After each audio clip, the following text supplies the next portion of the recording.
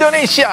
Dan berikutnya kita beralih ke Liga Inggris. Dari matchday ke-22 Premier League, Chelsea yang sempat unggul lebih dulu kalau menjamu Newcastle United ini dibuat tegang saat tamunya sempat ciptakan gol balasan. Tapi aksi dari Willian menyelamatkan The Blues dari kekalahan dengan skor 2-1. The Blues yang menjamu Newcastle di Stamford Bridge langsung buat publiknya bersorak-sorai setelah berhasil menciptakan keunggulan di saat laga baru berjalan 9 menit. Umpan David Luiz sukses dimanfaatkan dengan baik oleh Pedro. Melalui asisnya itu, berarti David Luiz sudah sukses memberikan 2 kontribusi gol Chelsea dari 3 pertandingan terakhir di Premier League sebagai pemberi umpan. 5 menit menjelang turun minum, sundulan Ciaran Clark ini yang memanfaatkan umpan corner Christopher Kavanagh berikan hasil imbang untuk Newcastle United. Ini merupakan gol ke-10-nya melalui sundulan di Premier League. Dan di babak kedua, lagi-lagi Pedro mengancam gawang Newcastle United namun masih bisa digagalkan oleh kiper Martin Dubravka. Akhirnya, pada menit ke-57 sang tuan rumah tambah keunggulannya melalui tendangan Willian yang tidak berhasil dihalau oleh pemain bertahan Newcastle. Dengan hasil ini, Chelsea masih berada di posisi 4 klasemen sementara.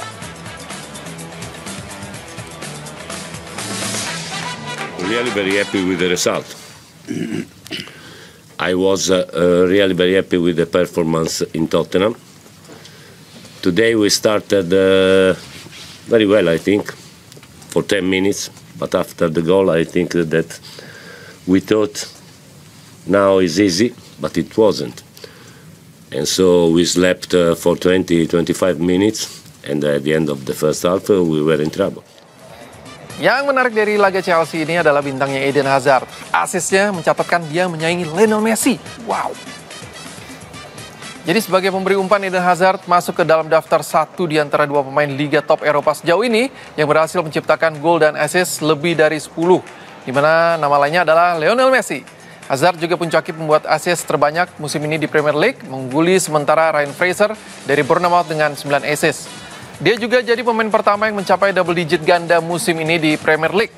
Catatan ini mengulang pencapaian pemain Belgia ini di musim 2011-2012 waktu bersama Lille dengan 20 gol, 16 assist di Liga. Dahsyat nih Hazard ya. Dan gak cuma Chelsea, kemenangan juga berhasil diraih Liverpool saat bertandang ke markas tim promosi Brighton and Hove Albion. Walaupun Mohamed Salah yang muncul sebagai pahlawan kemenangan, kredit khusus juga harus diberikan kepada sosok Fabinho yang tampil cukup bagus sebagai bek tengah dadakan. Liverpool berhasil bangkit dari tren negatif di awal tahun 2019 ini. Setelah sebelumnya harus menelan 2 kekalahan beruntun di laga kontra Manchester City dan Wolverhampton. The Reds berhasil kembali ke jalur kemenangan saat bertandang ke markas tim promosi Brighton and Hove Albion. Sempat dibuat kesulitan di babak pertama, anak asuh Jurgen Klopp akhirnya mampu bawa pulang 3 poin penuh setelah Mohamed Salah cetak satu-satunya gol penentu kemenangan lewat titik putih. Dengan tambahan 1 gol ini, Salah pun kini berhasil samai torehan Pierre-Emerick Aubameyang dan Harry Kane sebagai top skor sementara Premier League dengan catatan 14 gol. Selain Mohamed Salah, kredit khusus juga harus diberikan kepada lini belakang Liverpool yang sukses catatkan clean sheet ke-13-nya di sepanjang musim ini. Fabinho yang diplot sebagai bek tengah dadakan pasca cederanya Dejan Lovren, Joe Gomez, dan Joel Matip mampu menjawab kepercayaan yang diberikan oleh Klopp. Tampil penuh selama 90 menit, pemain asal Brasil ini berhasil catatkan 110 umpan dengan akurasi umpan 85%. 4 kali menang duel, 1 kali tackle sukses, dan 5 intercept. Performa apik yang ditunjukkan oleh Fabinho ini pun bisa membuat Klopp sedikit bernafas lega karena perjudiannya kali ini berakhir manis. Keputusan Klopp yang kerap memasang pemain di luar posisi aslinya memang bukanlah hal baru. Kebutuhan taktik hingga krisis pemain jadi 2 alasan terkuat pelatih asal Jerman ini untuk mengubah posisi bermain anak asuhnya. Roberto Firmino jadi salah satu pemain yang alami perubahan posisi di era Klopp. Pemain asal Brasil ini sebelumnya berposisi sebagai seorang gelandang serang saat masih bermain untuk tim Bundesliga Hoffenheim. Tapi Klopp mengambil keputusan dengan memainkan Firmino sebagai seorang striker di musim 2015-2016 karena minimnya stok penyerang berkualitas di Reds saat itu. Di awal musim 2016-2017, Klopp secara permanen memainkan Firmino sebagai seorang penyerang. Hasilnya di musim ini, Firmino berhasil mencetak 12 gol dan 8 assist dalam 41 pertandingan. Pencapaian lebih baik berhasil dibuat oleh Firmino di musim 2017-2018 dengan mencetak 27 gol dan 15 assist dalam 54 pertandingan. Di musim ini, Firmino beberapa kali jalani peran baru sebagai seorang second striker di belakang Mohamed Salah yang kini diplot sebagai ujung tombak Liverpool. Meski tak lagi jadi striker utama, Firmino masih bisa beri kontribusi nyata berupa 10 gol dan 4 assist di 30 pertandingan semua ajang musim ini. Selain Firmino, pemain senior Liverpool James Milner juga mendapat peran baru di bawah asuhan Klopp. Di musim 2016-2017, kerap menempati posisi baru sebagai seorang bek kiri dan menggeser posisi Alberto Moreno yang tampil inkonsisten. Penampilannya pun tak mengecewakan dengan membuat 7 gol dan 4 assist dari 40 pertandingan di musim itu.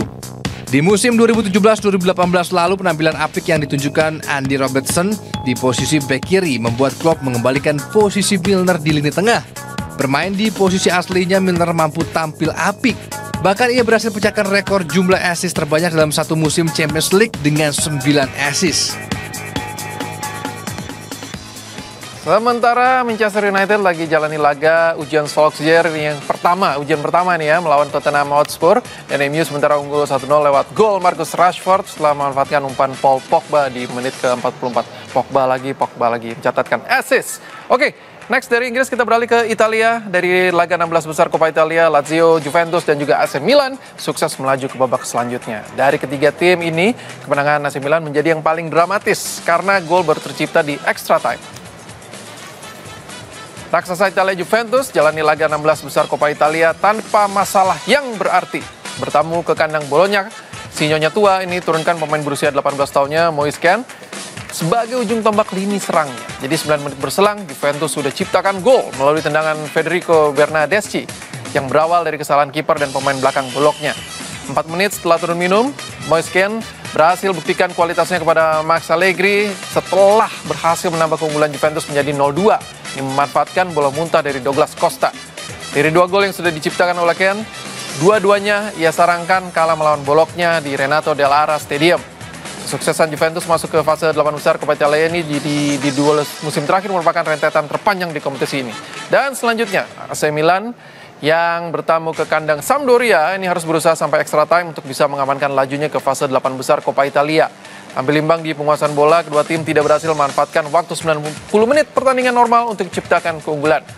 Masuknya Patrick Cutrone menggantikan Samuel Castillejo pada injury time babak kedua merupakan keputusan yang tepat oleh Gennaro Gattuso. Pasalnya Cutrone sukses lesakan 2 gol pada saat extra time berlangsung. Ia cetak ini masing-masing pada menit ke-102 dan juga 108. 2 gol ini menjadi kembali membukanya keran gol Cutrone ya.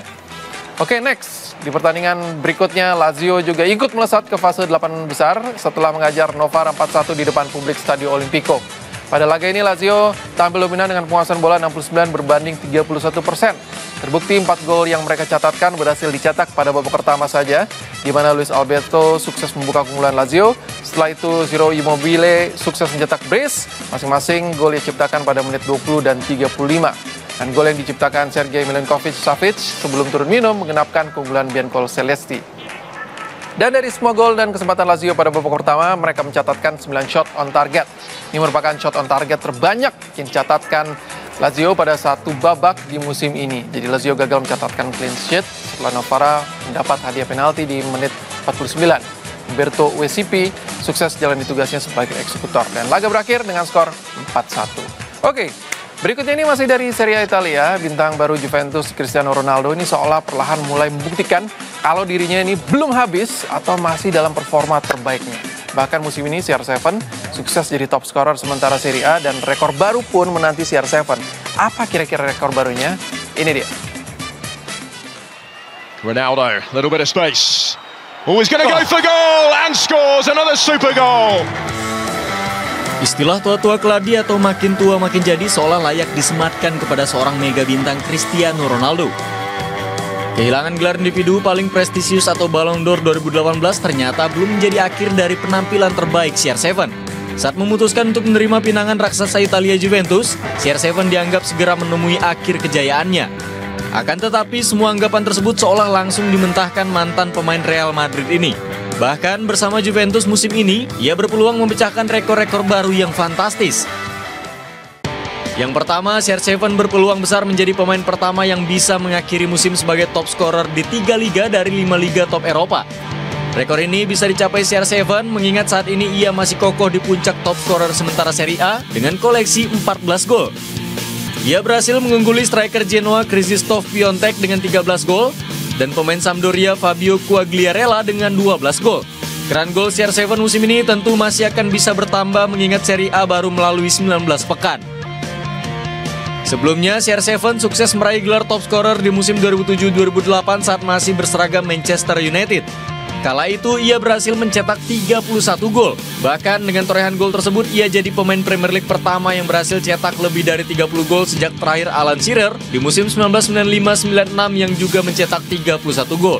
Sementara saat membela Real Madrid, CR7 bahkan sukses 3 kali menjadi pencetak gol terbanyak, yakni di musim 2010-2011 dengan 40 gol, musim 2013-2014 dengan 31 gol, dan musim 2014-2015 dengan 48 gol. Sejauh ini hanya ada beberapa pemain yang pernah berhasil mengakhiri musim sebagai pencetak gol terbanyak di 2 liga Eropa yang berbeda, yakni Edinson Cavani, Zlatan Ibrahimovic, Edin Dzeko, Luca Toni, Christian Vieri, dan Luis Suarez. Jika CR7 mampu meraih gelar top scorer dan juga mengakhiri musim dengan gelar juara bersama Juventus, ia juga akan jadi pemain pertama dalam sejarah Serie A yang bisa meraih 2 gelar tersebut di musim debutnya. Tidak hanya di Serie A, kompetisi paling bergengsi di Eropa, Champions League juga akan mengantarkan nama Cristiano Ronaldo ke dalam daftar rekor lainnya. Sejauh ini, CR7 sudah meraih 5 trofi Champions League, yakni 4 bersama El Real dan 1 bersama Manchester United. Jika musim ini bersama Juventus berhasil meraih juara, tidak hanya berhasil berikan gelar Champions League pertama untuk si Nyonya tua sejak musim 95-96, kapten timnas Portugal ini juga akan jadi pemain kedua setelah legenda Real Madrid Pacho Gento yang meraih 6 gelar Piala Eropa di rentang tahun 1955 hingga 1966. Tidak berhenti sampai di situ, Ronaldo juga akan menyamai pencapaian legenda AC Milan Clarence Seedorf sebagai pemain yang meraih gelar Champions League di 3 klub berbeda. Seedorf meraih prestasi tersebut bersama Ajax, Real Madrid, dan AC Milan. Jika semua rekor ini bisa diraih Ronaldo musim ini, bukan tak mungkin gelar Ballon d'Or yang musim ini pergi bisa kembali ke pangkuannya. Usai jeda masih ada informasi dari dunia sepak bola dari lanjutan La Liga. Atletico Madrid sukses raih 3 angka melawan Levante, sedangkan tetangganya Real Madrid hadapi masalah jelang laga kontra Real Betis. Jadi jangan kemana-mana, tetap di Net 24. Atletico Madrid sukses meraih 3 poin kala bermain di kandangnya sendiri Stadion Wanda Metropolitano menjamu Levante. Gol sematawayang Antoine Griezmann mengamankan hasil positif Los Rojiblancos di depan publiknya sendiri. Sampai peluit tanda babak pertama usai, anak asuh Diego Simeone ini tidak berhasil mencetak 1 gol pun. Harapan untuk raih 3 poin muncul setelah terjadi handsball oleh pemain bertahan Levante di dalam kotak penalti yang terjadi di babak kedua. Tidak diragukan lagi, Antoine Griezmann selaku Algojo tidak menyia-nyiakan kesempatan ini. Dan gol ini menambah keterlibatan striker Prancis ini dalam hal terciptanya gol Atletico kontra Levante, yakni 6 gol dan 1 assist. Yes, dan sejatinya di pertandingan ini Atletico Madrid berhasil mencatatkan 16 tembakan ke gawang Levante, yang 6 diantaranya tetap tepat sasaran. Berbanding terbalik dengan tim tamu yang hanya bisa lepaskan 3 tembakan saja, di mana hanya 2 yang tepat sasaran. Sementara catatan lain untuk Atletico ini menambah rekor mereka, yakni 6 pertandingan kandang dengan hasil seri di babak pertama di musim ini. Dan sampai berakhirnya babak kedua, tidak ada gol tambahan tercipta. Atletico harus puas dengan skor 1-0 yang membuat mereka semakin dekat dengan Barcelona yang berada di puncak klasemen sementara La Liga.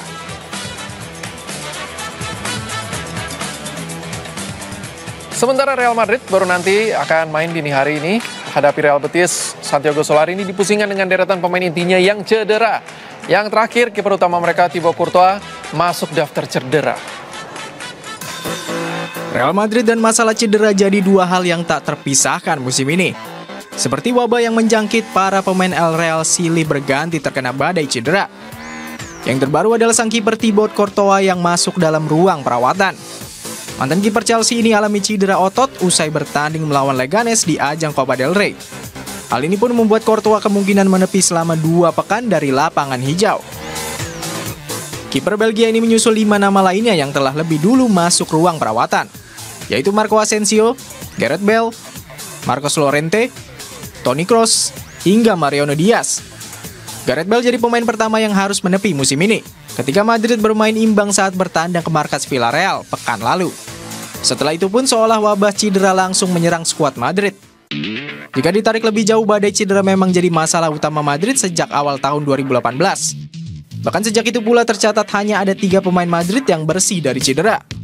Mereka adalah Kiko Casillas, Lucas Vázquez, dan Vinicius Junior. Sisanya tercatat ada sekitar 43 kali cedera yang menghantam para pemain El Real. Dari jumlah tersebut, Jesus Vallejo jadi pemain yang paling lama absen membela Madrid. Bek muda 22 tahun tersebut harus menipis selama 144 hari dengan total alami 4 kali cedera. Hal tersebut juga sejatinya dirasakan pemain belakang lainnya seperti Marcelo dan Dani Carvajal. Namun dari 4 kali cedera, keduanya hanya menepis selama sekitar total 70 hari saja. Masalah ini pun seakan semakin menyulitkan Madrid, mengingat kebijakan transfer mereka saat ini. Jika sebelumnya Madrid era Perez selalu memiliki pemain bintang yang merata di tiap lini yang cukup merata dari pemain utama hingga pelapis, kini pasca hengkangnya Ronaldo dan Madrid hanya datangkan pemain-pemain muda, tentu akan terasa berat bagi sang pelatih Solari untuk bergantung pada para pemain lapisnya tersebut. Dengan situasi yang ada, tentu akan menarik melihat pergerakan transfer klub dengan raihan trofi UCL terbanyak ini pada bursa transfer musim dingin ini. Jadi gimana kira-kira Real Madrid bertandang ke markas Real Betis dalam laga Jordana ke-19 La Liga? Kemenangan jelas jadi harga mati bagi El Real untuk bisa kembali bersaing di papan atas. Dan kita ulas berikut ini. Jelang laga ini pelatih Madrid Santiago Solari pusing karena stok pemain depannya ini kurang tipis. Praktis saat ini hanya Karim Benzema yang siap dimainkan. Sementara kondisi Vinicius Junior juga masih diragukan setelah mengalami flu. Pemain asal Brasil ini pun kemungkinan bakal menyusul Gareth Bale, Marco Asensio, dan juga Lucas Vázquez yang lebih dulu dipastikan absen karena alami cedera. Bukan tidak mungkin situasi ini bakal membuat Solari lakukan eksperimen di laga ini dengan memasang 4 orang ini berposisi asli sebagai seorang bek sayap. Jadi mungkin ini Alvaro Odriozola yang biasanya bermain sebagai bek kanan, ini akan dipasang di sektor sayap kanan. Demikian juga Marcelo yang biasa bermain di posisi bek kiri akan lebih tampil ofensif mengisi posisi sayap kiri. Ini mengakali lini serang Real Madrid yang lagi minim stok. Oke, walaupun sedang dihantam badai cedera, kemenangan tetap menjadi harga mati buat kubu El Real karena andai gagal raih 3 poin penuh di laga ini, si Putih bakal catatkan salah satu statistik terburuk mereka sepanjang tahun 2000-an, yaitu torehan terburuk Madrid sebelumnya terjadi di musim 2005-2006, di mana mereka hanya bisa raih 33 poin dari 19 pekan perdana La Liga. Saat ini Madrid mengumpulkan 30 poin dari 18 pekan. Di era milenium baru, catatan ini hanya lebih baik dari torehan mereka di musim 99-2000, di mana Madrid hanya bisa raih 29 poin dari 29 pekan La Liga. Tapi walaupun hancur lebur di La Liga dan akhirnya finish di posisi kelima, Madrid masih boleh bangga karena di akhir musim mereka berhasil keluar sebagai juara Champions League setelah di partai final berhasil kalahkan sama tim Spanyol Valencia. Masih ada rangkaian informasi dari dunia olahraga lainnya, jadi tetap di sini di Net24.